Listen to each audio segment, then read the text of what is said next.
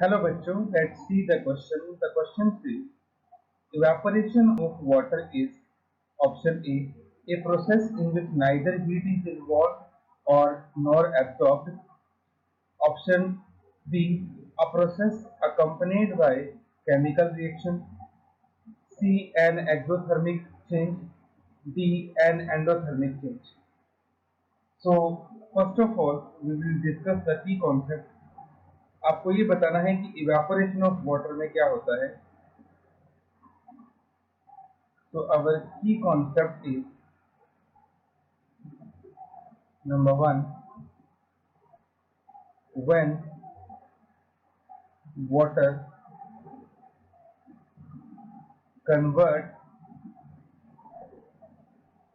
from liquid to vapor at its boiling point,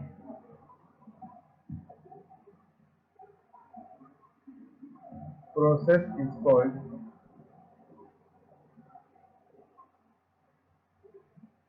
evaporation.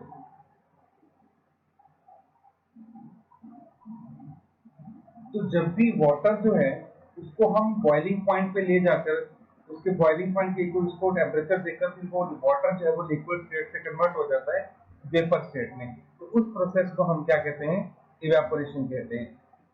अब ये जो इवेपोरेशन होता है जनरली इसमें होता क्या है कि जैसे सपोज कीजिए आपने एक कंटेनर में वाटर ले लिया,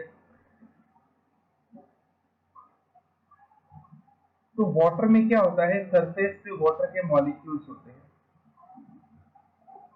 वाटर के मॉलिक्यूल के बीच में फोर्स ऑफ अट्रैक्शन होता है. अब होता क्या है, जैसे ही कोई लाइट इस पे पड़ेगी, सपोज कीजिए सनलाइट पड़ती है, तो सनलाइट जो है वहां से ये हीट को एब्जॉर्ब करता है. अब कितनी हीट एब्जॉर्ब करेगा, जितना कि इसका बॉइलिंग पॉइंट होगा. तो हीट को एब्जॉर्ब करके ये मॉलिक्यूल क्या करते हैं, इनके बीच की जो बॉन्डिंग है वो ब्रेक हो जाएगी और मॉलिक्यूल लिक्विड स्टेट को छोड़ के किसमें चला जाएगा, गैसीय स्टेट में चला जाएगा. तो ये जो प्रोसेस होती है इसको हम इवेपोरेशन कहते हैं. तो जनरली वाटर जो है वो लिक्विड स्टेट से कन्वर्ट होता है गैसीय स्टेट में, और इसमें वो क्या करता है, हीट को एब्जॉर्ब करता है.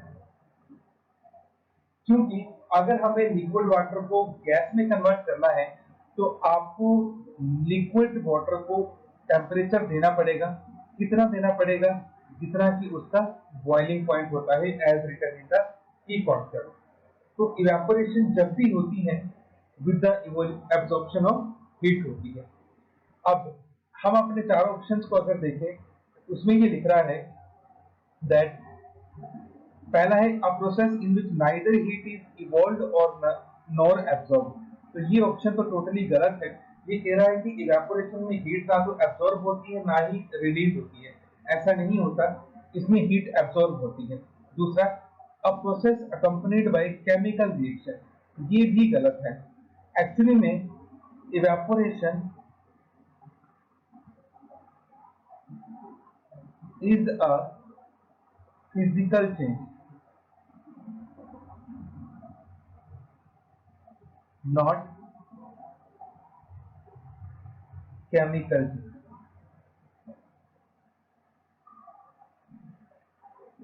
क्योंकि इवेपोरेशन में क्या होता है, लिक्विड स्टेट इसमें कन्वर्ट होती है गैस स्टेट में.